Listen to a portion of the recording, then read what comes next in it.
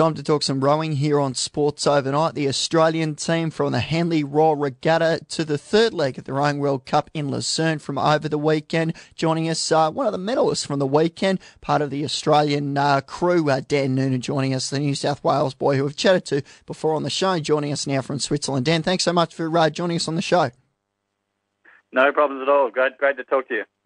Busy few weeks for the guys. Can you firstly sort of take us back to Henley and everything that happened there? Yes, well, we arrived in Europe about I think it was two or 3 weeks ago. And we went straight to Henley and did the Henley Royal Regatta, which everyone had sort of fair to good results. And then we went from Henley to the Lucerne Rowing World Cup, which was the last World Cup on the program. And now and that was on the weekend. And now we've just arrived at the European Training Centre in Italy for a 6-week stint before our World Champs. The men's quad scull, which you're a part of, claimed bronze over the weekend. Can you take us through the race?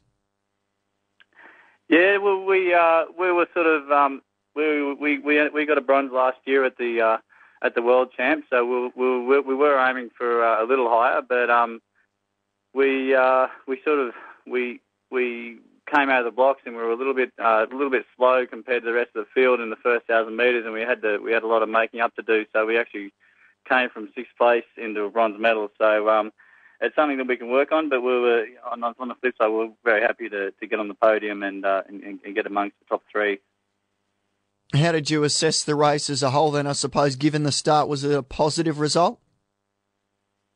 Yeah, it was a positive result. Yeah, we've got a couple of gears more to go, and I think we'll find this. We'll find that in the next 6 weeks. We've got a very hard training block coming up, so I'm very confident that we'll hit the World Champs in Slovenia at the end of August. I think we'll hit that pretty well. So I think I'm really happy with the timing at the moment, and it would have been nice to get a win, but hopefully that'll come about in a couple of months.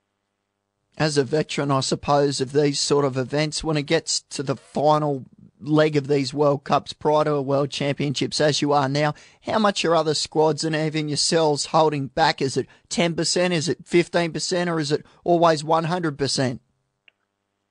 Oh, it's always 100%, but we go through different training phases. So the sport that with rowing, it's a real strength endurance sort of sport. So we have to go through phases of 3 or 4 weeks of just straight endurance, just to try and build up a base, and then leading into a big event like a World Championships or Olympics, we would sort of drop a bit of the endurance part of it and go into sort of into a speed orientated few weeks. So that really brings you up well for the last race, for the most important race of the year.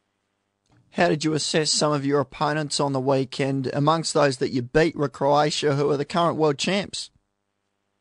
Yeah, no, we're very happy with that. We haven't beaten them for a couple of years. They were unbeaten last year, so to get one over them is really good. They're a very sort of tough and powerful crew. So it was to beat them was great. There's a bit of a concern now with the Germans who have popped up.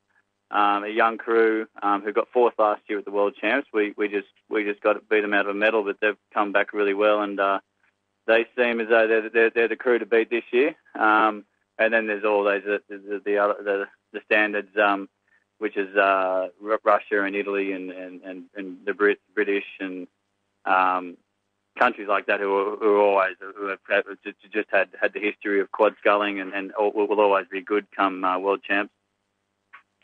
We're chatting with Dan Noonan, the Australian rowing squad, into the training base now. The Australian Institute of Sport training base, the European Training Centre, which is in Varese in Italy, coming off the third leg of the Rowing World Cup in Lucerne in Switzerland, heading up to the World Championships, which are in Bled in Slovenia. That's the back end of August, start of September. Dan, are there any similarities between this course in Lucerne that you raced over the weekend and the one coming up in Slovenia?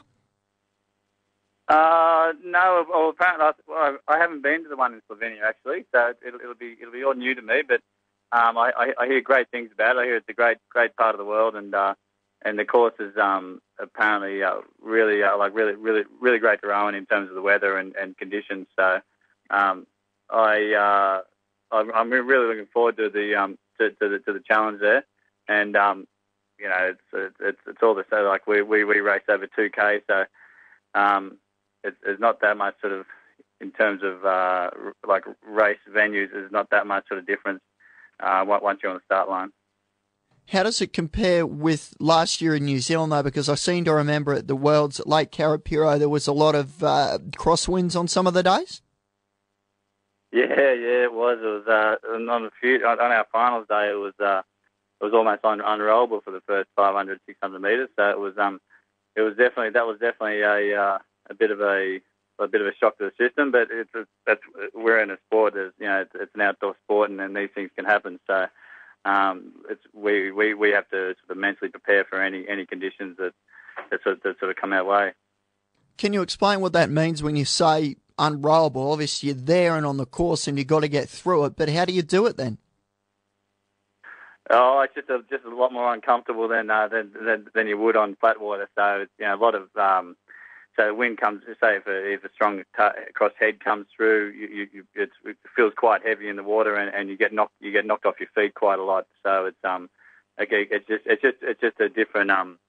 You've got to sort of change your mentality a bit to not feel the boat as much, and just sort of keep the power on as much as you can, because it's quite unstable. Any scenarios there where you've been in ones like that where boats have sort of capsized or people have come out of their section of the boat? No. Last year was probably the worst. It was probably the worst I've rowed in. But we get every now and then you get somebody lose an oar. When you get those conditions or things like that happening. But I've never seen a capsizing at our sort of level. But stranger things have happened. We're chatting with Australian rower Dan Noonan. They're at the AIS European Training Centre. It's something, I suppose, the European training that rowers and cyclists have been doing for a while, Dan, but it's now the AIS Training Centre, where there's a lot more other sports there. Are there many other sports or athletes there at the moment as well as yourselves? I was just chatting to Ray before, and the athletics team seem to be here doing some training. So. And the canoeing, the kayaking. So, there are a couple of sports here, and we're all sort of mingling and using the great facility. Well, you mentioned athletics there. Steve Hooker probably wouldn't be a bad build for a rower. Yeah, he probably would be. Yeah, he's quite tall. So, but I think he's pretty handy at what he's doing at the moment.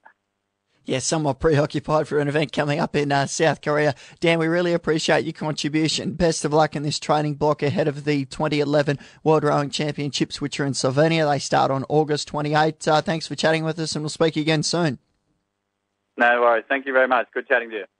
Australian rower Dan Noonan has been with us here on Sports Overnight. Over the weekend, the Rowing World Cup #3 in Lucerne, where he was part of the men's quad scull team, which took out bronze. Over 50,000 people are admitted to hospital.